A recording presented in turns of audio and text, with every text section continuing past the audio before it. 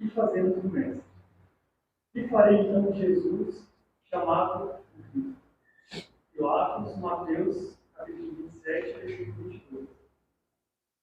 No círculo do cristianismo, a pergunta de Pilatos reveste-se de singular importância. O que fazem os homens do Mestre Divino no campo das missões diárias? Os ociosos tentam convertê-lo em oráculo que lhe satisfaça as aspirações de menores cursos. Os vaidosos procuram transformá-lo em galeria de exibição, por meio da qual façam um mostruário permanente de personalismo inferior. Os insensatos chamam inevitavelmente a aprovação dos desvarios a que se entregam, à distância do trabalho digno. Grandes fileiras seguem os passos, qual a multidão que o acompanhava no monte, apenas interessada na multiplicação de pães para os estômago. Outros se acercam dele, buscando atormentá-lo, à maneira dos fariseus arguciosos, rogando sinais do céu. Numerosas pessoas visitam-no, imitando gestos de Jairo, suplicando bênçãos, crendo e descrendo ao mesmo tempo. Diversos aprendizes ouvem os ensinamentos ao modo de Judas, examinando o melhor caminho de estabelecerem as próprias dominações.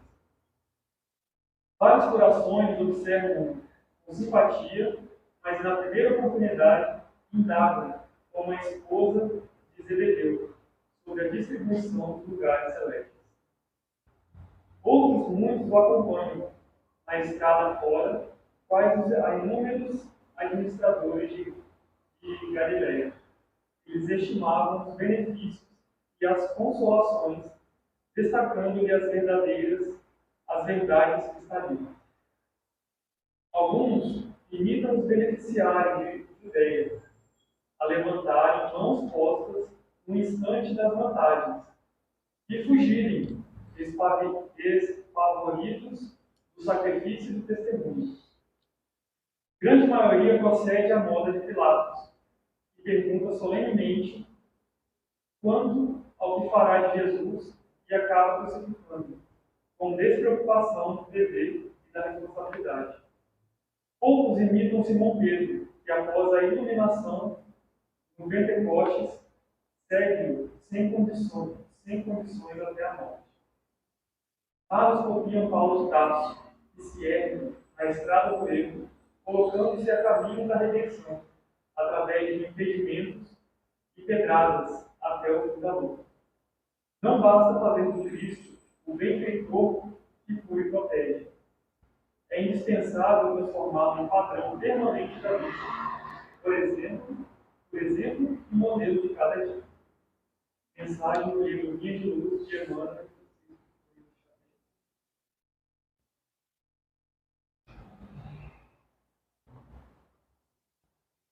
Deixe eu ver a Deus, eu estou aqui, amigos. Tem uma só voz e um só pensamento. Em nome do Mestre Jesus, em nome de Deus, pedimos as bênçãos do nosso Pai para todos nós que temos importantes, amados e gratos. Pai bendito, faça de nossa irmã e sua o teu instrumento, para que o teu Evangelho seja feito nessa noite nos corações de todos que aqui se encontram. Abençoa, Senhor, esse caminho que se faz também presente e recebedor dessa dádiva, dessa luz, nessa noite. Ilumina todos nós, Senhor, para que possamos sair daqui hoje melhor do que chegamos. Que assim seja. Pela primeira palavra é sua. Fique à vontade. Muito obrigada. Boa noite a todos. Boa noite. É sempre uma alegria estar entre amigos, né? E principalmente quando nos reunimos para orar, para agradecer e também para pedir, né? Porque na nossa condição ainda de aprendizes, precisamos de amparo, de iluminação, né? De roteiro para caminhar com mais segurança. Então, nós rogamos a Jesus que nos envolva num clima de paz, num clima de harmonia, e que possamos realmente traduzir, né, a mensagem de hoje com segurança e com acerto. Então, essa mensagem é muito significativa. Por quê? Quando coloca na boca de Pilatos essa frase: "Que farei, então, de Jesus chamado o Cristo?", bate para nós que muitos de nós ainda procedemos como Pilatos. No sentido de que não ignoramos a grandeza do Mestre, não ignoramos os ensinos. Há 2000 anos ele veio e trouxe para nós o roteiro de ascensão, o roteiro de libertação. Como mestre, ele veio para assumir essa cadeira na grande universidade do mundo, a ensinar os homens, numa única palavra, a serem santos. Quem fala isso é Padre Antônio Vieira, num dos sermões lá no Brasil Colônia ainda. Então, Jesus, o mestre, o guia, o modelo de toda a humanidade, veio nesse sentido, para nos ensinar. Então, qual é o propósito que devemos cumprir em primeiro lugar? Diante de Cristo, nos colocarmos como aprendizes. Se Ele é o mestre, nós somos os educandos. Nós somos aprendizes, passíveis de erros. Jesus não. Jesus não era mais passível de erro algum, porque ele alcançou o patamar evolutivo mais elevado. Mais do que embaixador, ele é o Filho de Deus. É o Messias. Outros há, mas ele é o governador da terra. É o guia, o condutor da nossa humanidade. Então, ele veio para nos ensinar. E aqui mostra, nessa mensagem de hoje, que muitos somos passíveis de fraquejar nos objetivos que nos traz aqui novamente. Estamos aqui com um propósito de crescer em sabedoria, de aprender a amar melhor. Crescer em sabedoria exige esforço. Amar melhor exige um contínuo olhar sobre nós mesmos, impondo-nos a vigilância em relação às nossas escolhas. Nós não deveríamos, como Pilatos fez, nos comprometermos com o mal, com a irresponsabilidade, por conveniência temporária. Pilatos sabia que Jesus era inocente. Entretanto, entregou a turba, entregou a multidão, por conveniência, no sentido de manter o cargo ou de agradar aqueles, né, que ele desejava agradar, libertando Barrabás. Então, para manter-se no cargo, por conveniência em relação ao status social, nós muitas vezes abrimos mão da fidelidade ao nosso mestre, guia e modelo Jesus.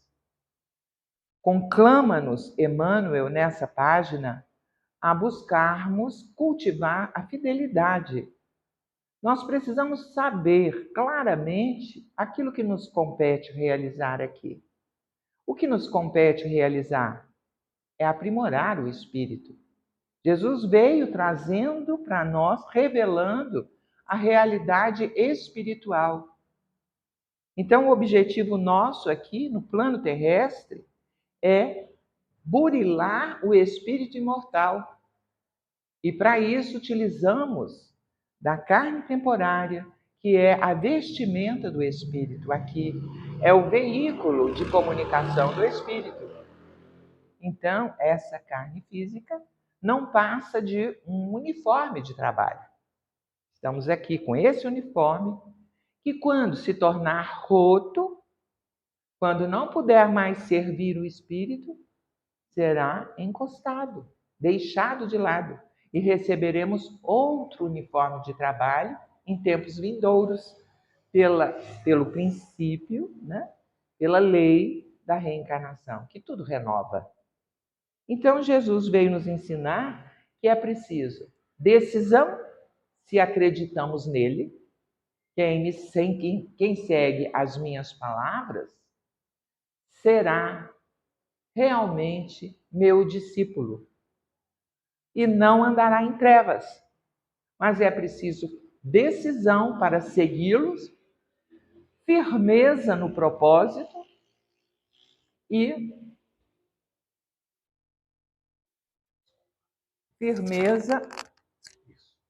perseverança. Que a gente saiba se conduzir com perseverança. Que nada nos impeça de continuar na nossa luta diária para o próprio aprimoramento. Porque há um objetivo, há um propósito para as nossas vidas. Cada um de nós é único, é singular. Então, as minhas tarefas são tarefas que me dizem respeito. As suas são outras. Cada um de nós tem tarefas indelegáveis, intransferíveis, mas aqui, por causa do mau emprego do livre-arbítrio, muitas vezes fazemos como Pilatos, deixamos de cumprir o nosso compromisso com Jesus, que é o guia e modelo da maior excelsitude. É o educador, o condutor da humanidade. Não há outro que possa substituí-lo. Então, é muito importante considerar que ele veio ao mundo trazendo os fundamentos da verdade e do amor. Nós colhemos no nosso estudo para a noite de hoje algumas anotações. Assim, Jesus se define ele mesmo como mestre, como médico das almas. Por que médico das almas? Porque nós moramos numa casa astral, numa das diversas casas do Pai, que tem uma característica importante, que define a humanidade que a habita. É uma casa de expiação e provas, significando que todos nós, de certa forma, somos enfermos. E Jesus vem, além de nos ensinar o roteiro, ele vem como médico, a nos ajudar, a nos fortalecer, no sentido de promovermos a nossa própria cura, por meio da resignação, da paciência, da fé robusta, daquela fé construída como uma casa que se constrói sobre rocha. Aquela fé que não desanima, porque sabe, como disse Bittencourt Sampaio, que Jesus está no leme, que ele nos governa. Então não há motivo para temer ou para desalentar. Jesus pode nos ajudar e nos ajuda, enviando emissários que procuram nos inspirar, como temos tantos aqui na Terra, irmãos nossos, que são verdadeiros avatares, que são verdadeiros benfeitores, cada um deles deixando um rastro luminoso, né, na sua história, para nos beneficiar, tanto no campo científico, tecnológico, como no campo filosófico, como no campo da medicina ou no campo da religiosidade. O religare faz parte da nossa vida, da nossa essência.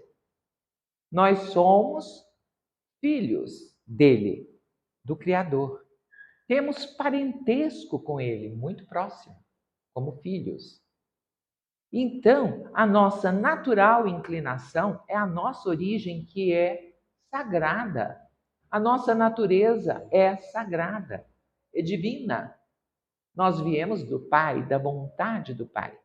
E não é justo e nem é adequado que nós permitamos fragilizar a nossa vontade de perseverar.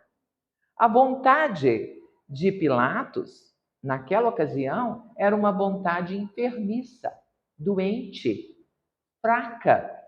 Por isso, ele abriu mão do cumprimento do dever. Ele poderia ter agido diferente. Não, ele não quis por conveniência temporária, porque ele sabia da inocência do mestre.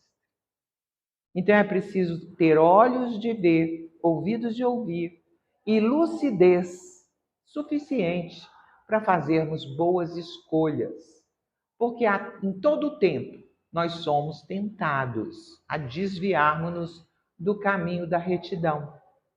E é preciso considerar que 3 são os aspectos que nos favorecem com uma adequação no nosso roteiro de ascensão humana. Esses 3 aspectos são o cumprimento do dever, o primeiro deles.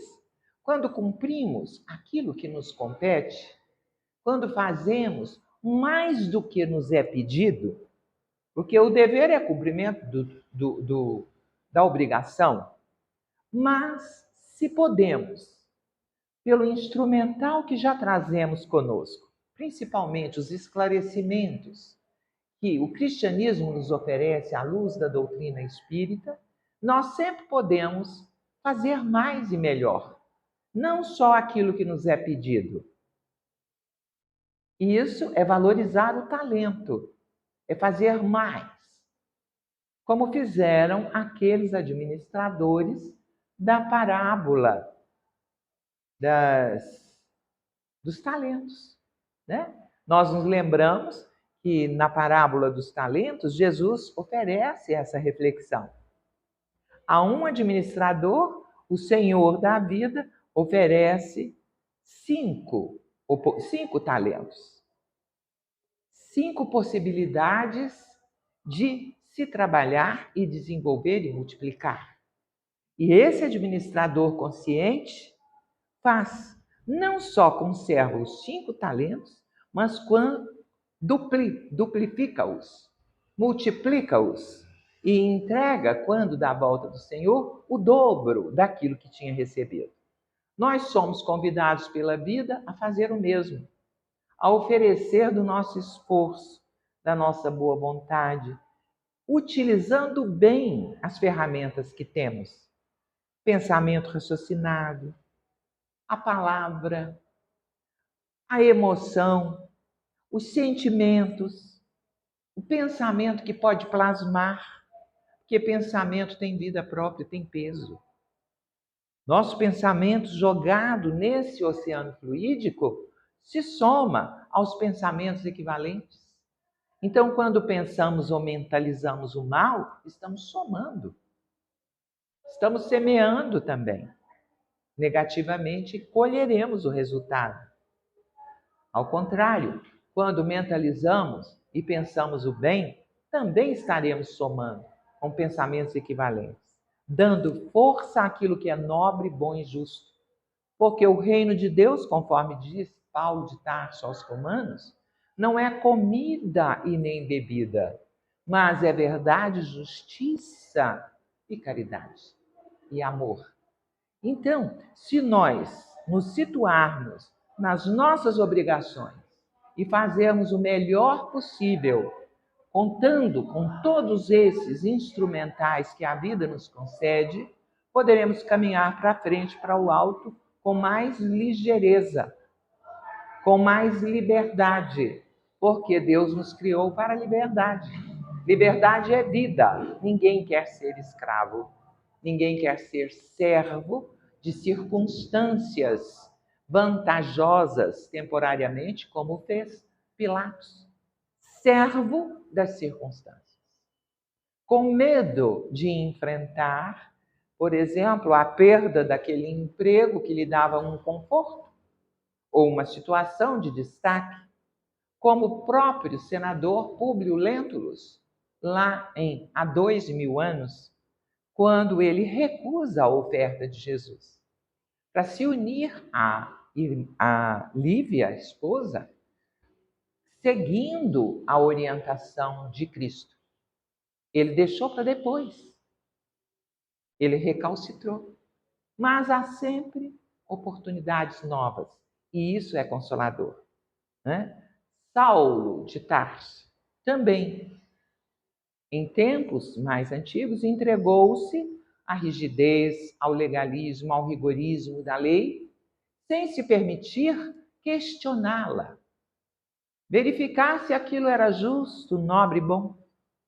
E, sem profundas inquirições, passou a perseguir.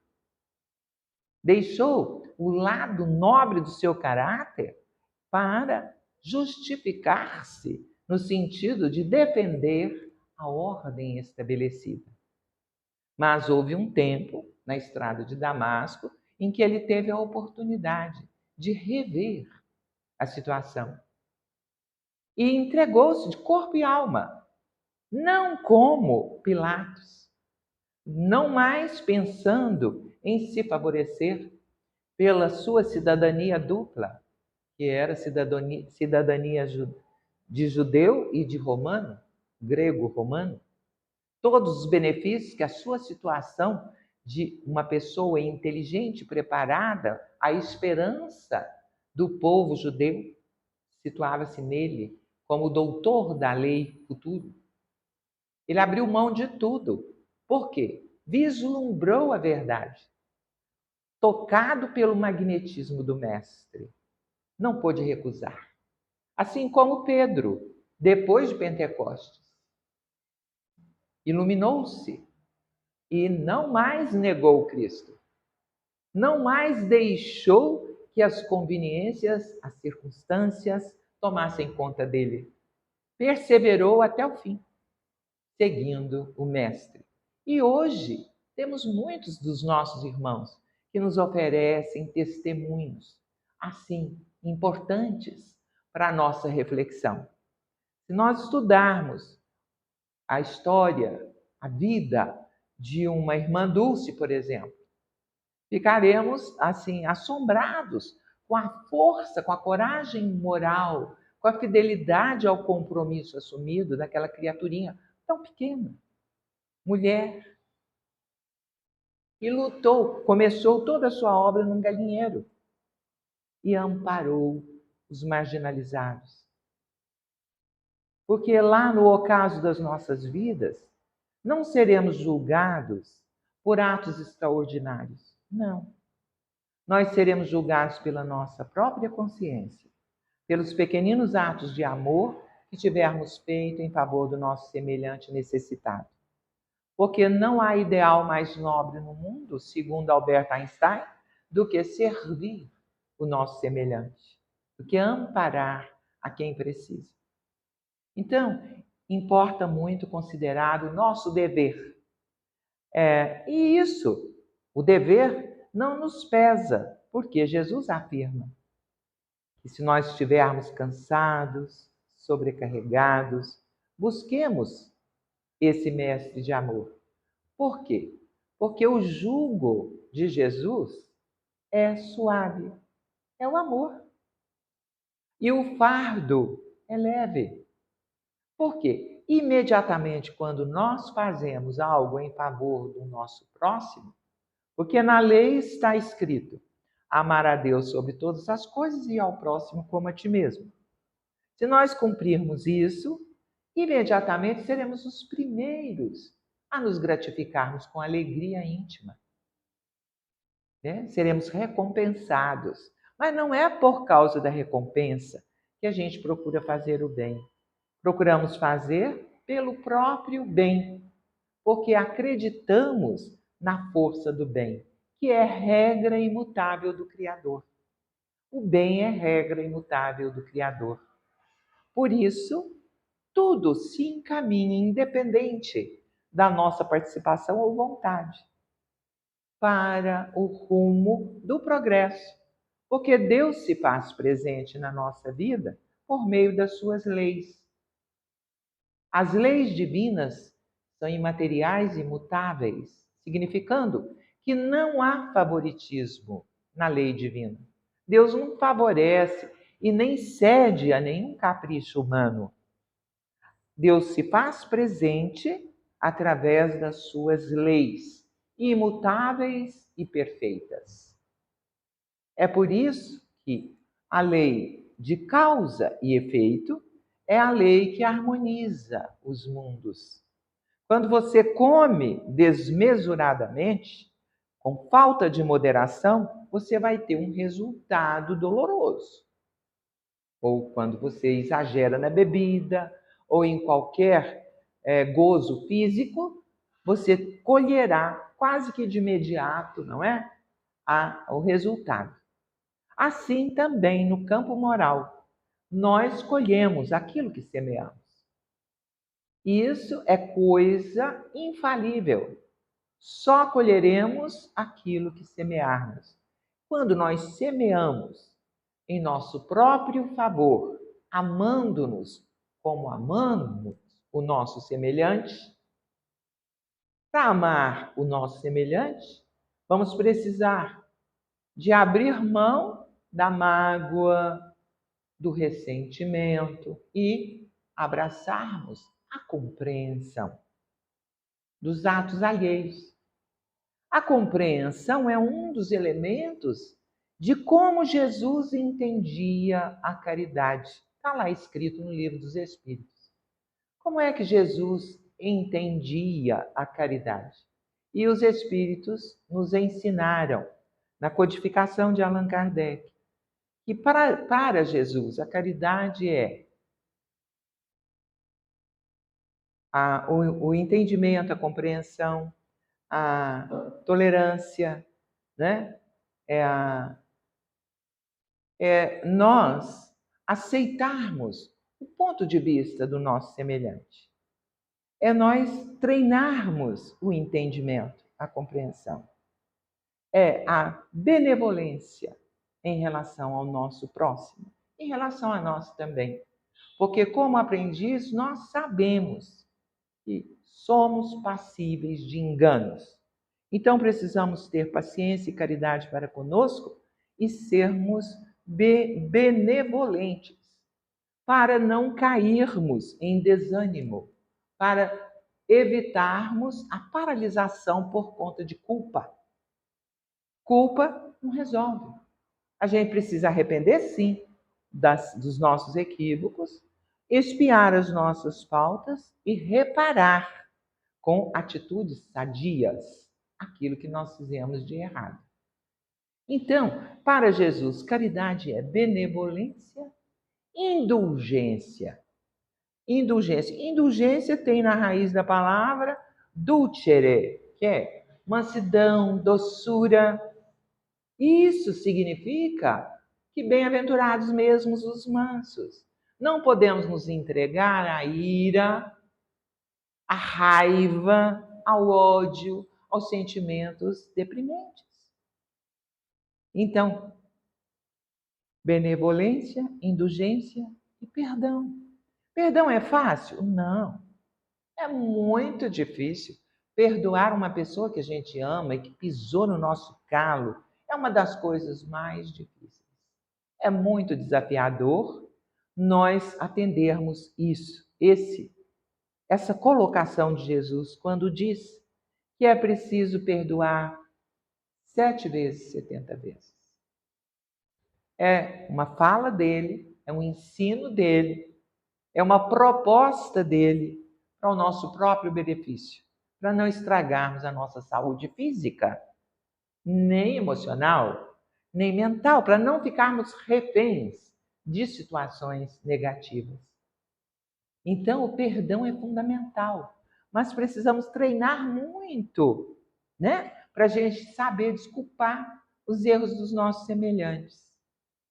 Então, mas é também um cumprimento do dever.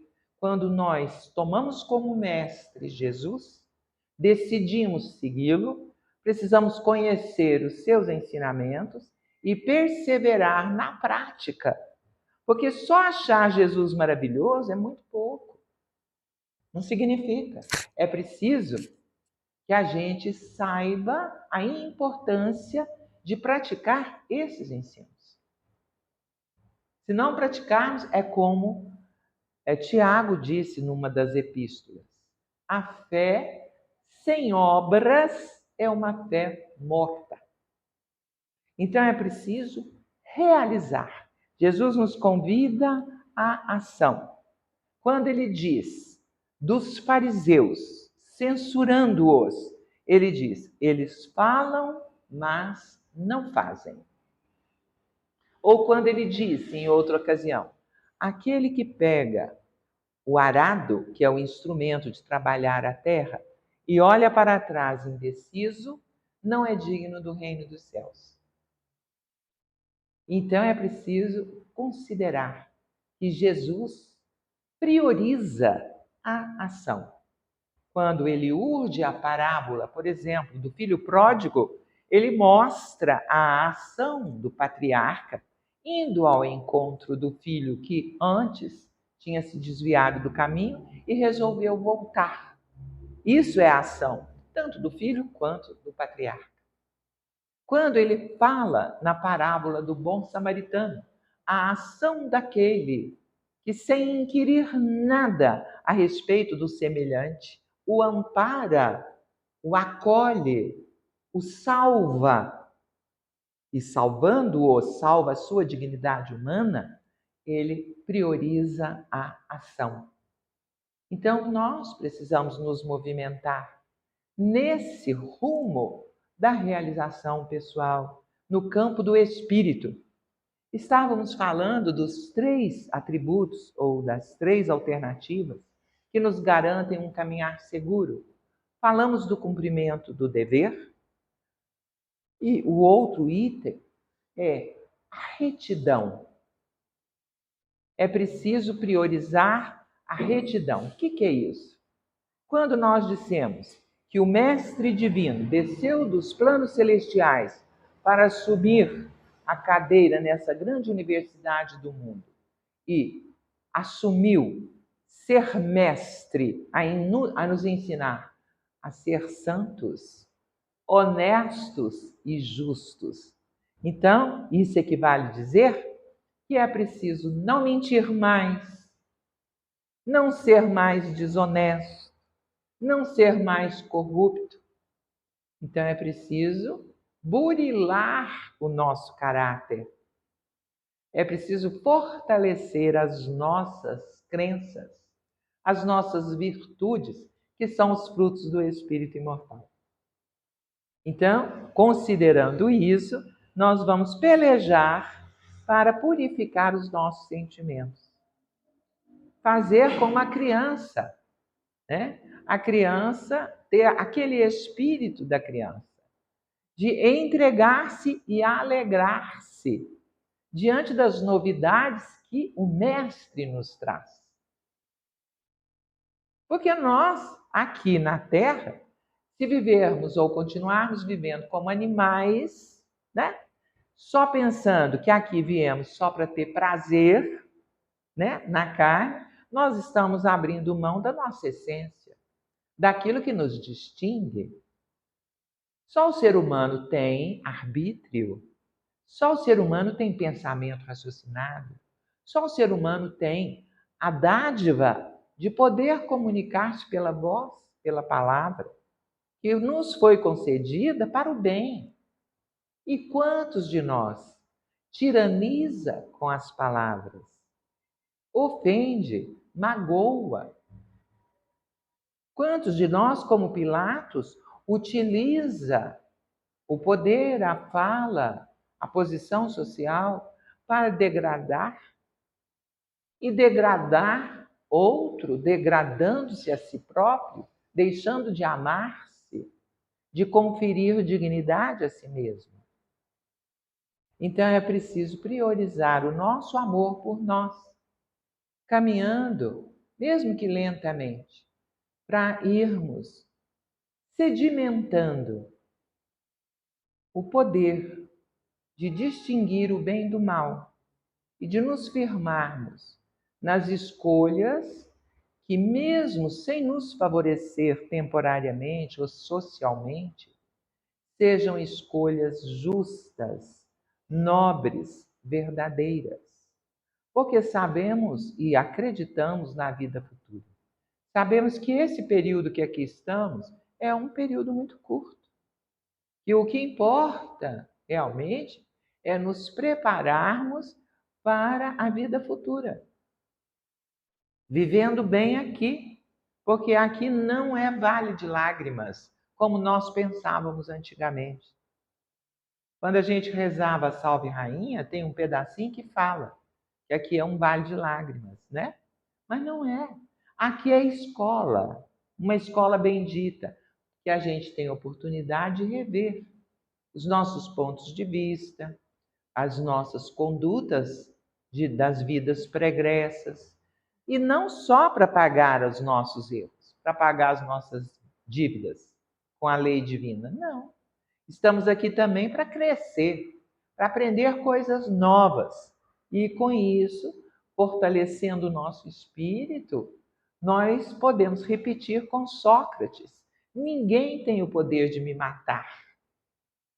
Vocês podem acabar com o meu corpo, com essa vestimenta, mas o meu espírito ninguém mata.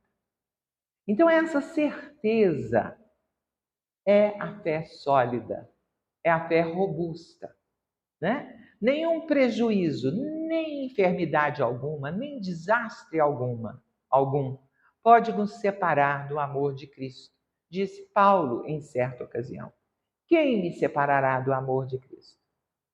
Nenhuma circunstância, nenhuma adversidade, nenhuma pedrada, nenhuma mágoa, nada me separará do amor de Cristo. Então, essa integração do nosso espírito com o Mestre Jesus é algo que vem a ser a nossa meta a ser buscada, perseguida todo o tempo. Como falou Paulo em uma outra ocasião, que ele diz: não sou mais eu quem vive, é Cristo que vive em mim. E isso é um alvo que devemos buscar, uma meta, né? Fazer coincidir, ligar os interesses crísticos com os nossos interesses. E para isso, o primeiro passo é o autoconhecimento. Saber quem somos, de onde viemos, para onde vamos, o que estamos fazendo aqui e a quem vamos prestar contas. Então, esse raciocínio deve nos nortear todos os dias, ao analisarmos à noite, antes do repouso, conforme o conselho de Santo Agostinho, numa das últimas páginas, dos últimos itens do Livro dos Espíritos, quando ele diz que devemos passar em revista os nossos atos, todas as nossas escolhas durante o dia e analisarmos em que podemos melhorar numa próxima ocasião em que aqueles fatos surjam à nossa frente. Então, nós nos analisando, nos conhecendo, sabendo das nossas inclinações, vamos priorizar o cultivo daquilo que é luminoso, daquilo que é bom, nobre e justo. E vamos batalhar para minimizar aquelas tendências, aquelas inclinações que nos fazem esquecer da nossa grandeza de filhos de Deus. É por isso que no capítulo 17 do Evangelho segundo o Espiritismo, Allan Kardec faz registrar assim: conhece-se o verdadeiro espírita mas podemos substituir a palavra espírita. Conhece-se o verdadeiro homem de bem pela sua transformação moral. Transformação moral. E pelos esforços que faz para domar as suas más inclinações. Então, a vida nos convida para deitar na rede? Para ficar no horizonte de conforto? Não. Nos convida para uma luta diária, uma luta efetiva para o nosso próprio burilamento, para alcançarmos o patamar de sujeitos capazes de buscar na nossa intimidade aquilo que nos desfavorece, nos desqualifica como seres humanos. Buscar aquilo e transformar. Essa é a real conversão. Então, nós falamos do cumprimento do dever como primeiro item, falamos da escolha da retidão em todas as nossas ações, e que para isso precisamos do autoconhecimento e da autoeducação. Precisamos do propósito, para perseverar em minimizar os nossos defeitos, os nossos vícios. Não fazer compromisso com o mal. O que Pilatos fez foi compromisso com o mal, e ele terá que responder por isso. E sempre é doloroso quando nós nos comprometemos com aquilo que contraria a regra imutável do Criador. Há uma ordem no universo. Há o caos que é perpetrado por nós, iniciado por nós, pelo nosso mau uso do livre-arbítrio. Então, provocamos caos, desordem. Mas há também uma força, um plano maior, tanto a nosso respeito, como a respeito de todos os universos. O plano maior é o cosmo, a ordem, guiada sempre, fundamentada sempre nas leis divinas, na presença divina. E Jesus é a presença divina entre nós. Como desconhecê-lo? Como não buscar compreender os seus ensinos? Não valorizar a sua excelsitude. Ele é o guia e o modelo de toda a humanidade. Manso, humilde de coração, que nos ensinou tudo. Nos oportuniza sempre. Ajuda e mais ajuda. Nunca deixou de existir na Terra, em todo o tempo, um apóstolo reencarnado. Alguém muito evoluído para nos guiar ou para nos incentivar no caminho do bem. Uma Madre Teresa de Calcutá é um espírito elevadíssimo que esteve aí entre nós. E com certeza cumpriu o seu dever com toda a retidão. Incentivou-nos na prática da caridade. Um Chico Xavier, um Divaldo Franco, uma Anália Franco, professorinha no tempo da escravidão, que ampliou e favoreceu tantas mães, escravas ainda, ou recém-libertas com seus filhos pela lei do ventre livre, a estudarem, a fazerem algo, a aprenderem algum ofício diferente do que servir como escrava. Então, todos esses nossos irmãos, esse que nos facilitou a vida com a luz elétrica no campo da ciência, da investigação, ou um Mahatma Gandhi, que sem ser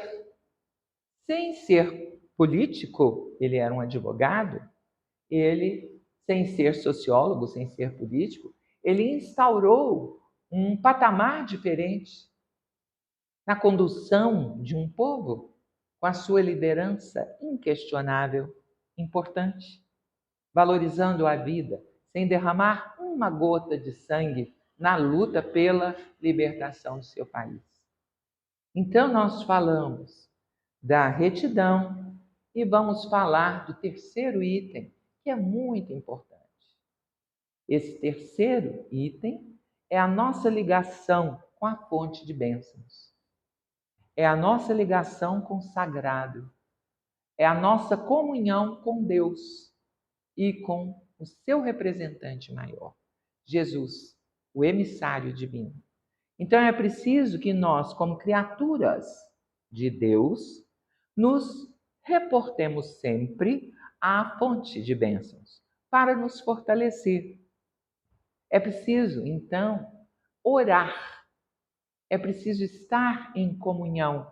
Eu e o Pai somos um, disse Jesus. Por isso, ele alcançou o patamar excelso de aperfeiçoamento que a criatura pode alcançar. A excelsitude.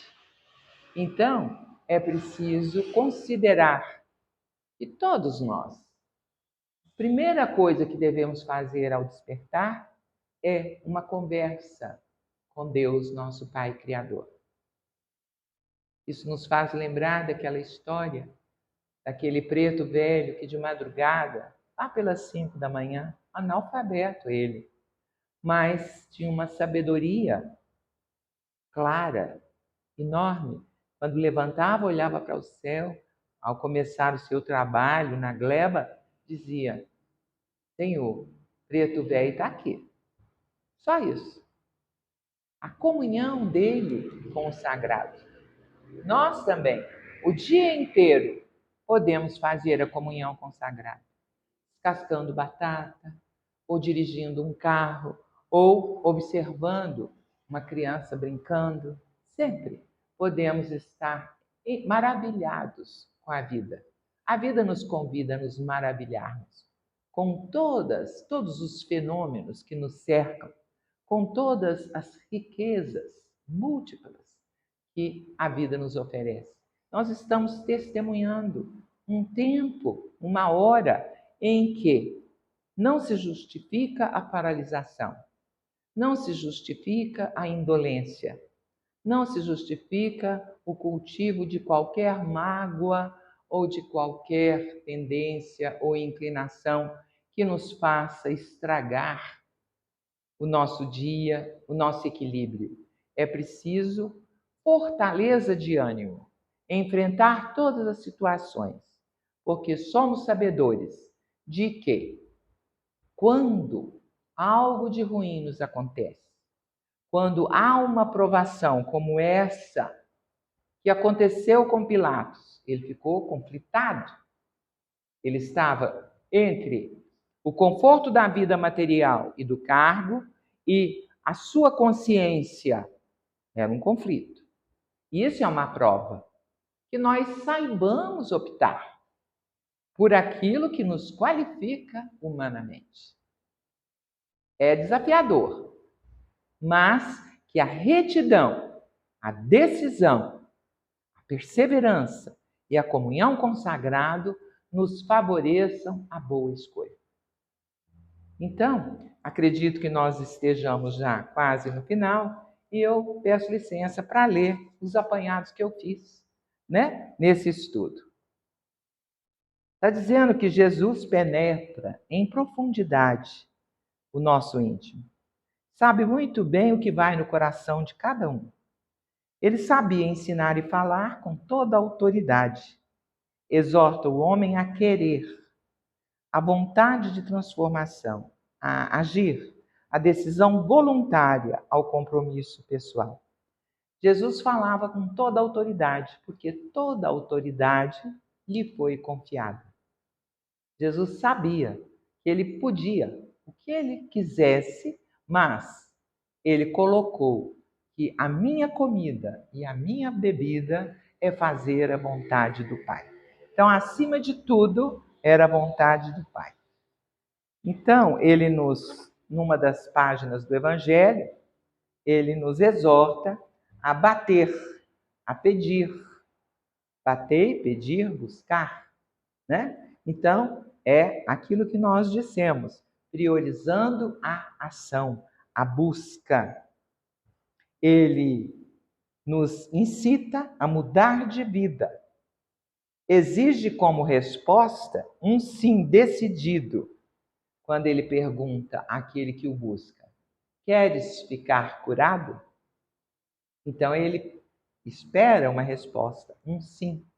E aí ele diz: a tua fé te curou, a tua fé te salvou. Então, mostra que a maior parte depende de nós. E para isso temos que ter lucidez para cultivar esse entendimento. Ainda colocamos aqui que ele é o divino educador e é o santo dos santos, mais que mestre, mais que embaixador, mas o Filho de Deus. O Filho de Deus que nele habita toda a plenitude da divindade. É um orientador irrepreensível da humanidade, integrado a Deus, mas não igual a Deus. Como nós também foi criado, simples e ignorante, mas há milênios continua perseverando, caminhando para a frente e para o alto, como diz Leon Denis, né? Um filósofo do tempo de Allan Kardec. Já falamos que ele é a expressão mais alta da evolução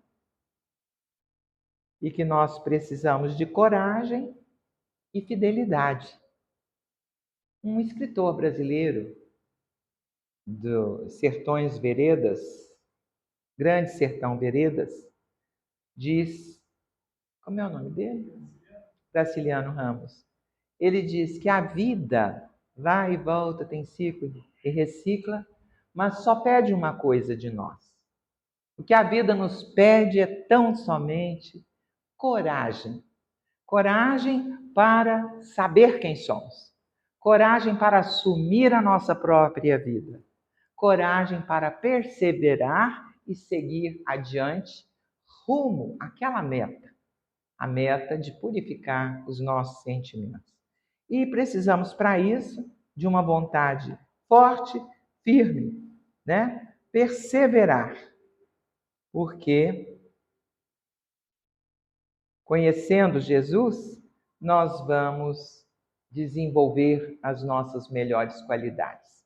E eu peço licença, porque é mês de dezembro, para ler uma página chamada Meditando o Natal. Posso? Na exaltação do Natal do Senhor, acalentemos nossa fé em Jesus, sem nos esquecermos da fé que Jesus deposita em nós. Assim como nós esperamos dele, ele espera de nós. Não desceria o Senhor da comunhão com os anjos sem positiva confiança nos homens. Ele confia em nós. É por isso que da manjedoura de simplicidade e alegria à cruz da renunciação e da morte, vemo-lo preocupado na recuperação das criaturas. O objetivo de Jesus é oferecer para nós meios de nos recuperarmos perante a lei divina. Convida pescadores humildes ao seu ministério salvador e transforma-os em advogados da redenção humana. Vai ao encontro de Madalena, possuída pelos adversários do bem, e converte-a em mensageira da luz. Chama Zaqueu, mergulhado no conforto da posse material, e faz dele o administrador consciente e justo. Não conhece qualquer desânimo ante a negação de Pedro, e nele edifica o apóstolo fiel que lhe defenderia o evangelho até o martírio e a crucificação. Não se agasta com as dúvidas de Tomé e eleva-o à condição de missionário valoroso que lhe sustenta a causa até o sacrifício. Não se sente ofendido aos golpes da incompreensão de Saulo, o perseguidor, e visita-o às portas de Damasco, investindo-o na posição de emissário da sua graça, coroado de claridades eternas. A fé e o otimismo do Cristo começaram na descida à extremaria singela e continuam até hoje, amparando-nos e redimindo-nos dia a dia. Assinalando assim os júbilos do Natal, recordemos a confiança do Mestre e afeiçoemo-nos à sua obra de amor e luz, tomando por marco de partida a nossa própria existência. O Senhor nos conclama a tarefa que o Evangelho nos assinala. Nos primeiros 3 séculos do cristianismo, os discípulos que lhe ouviram a celeste revelação levantaram-se e serviram-no com sangue e sofrimento, aflição e lágrimas, os mártires, né? Que nós outros estejamos agora dispostos a consagrar-lhe igualmente as nossas vidas, considerando o crédito moral que a atitude dele para conosco significa. Aprendamos, trabalhemos e sirvamos até que um dia, qual aconteceu ao velho Simeão, da Boa Nova, possamos exclamar ante a presença divina: agora, Senhor, despede em paz o teu servo, segundo a tua palavra, porque em verdade meus olhos já viram a salvação. Emmanuel. Um bom Natal a todos. Obrigada pela oportunidade.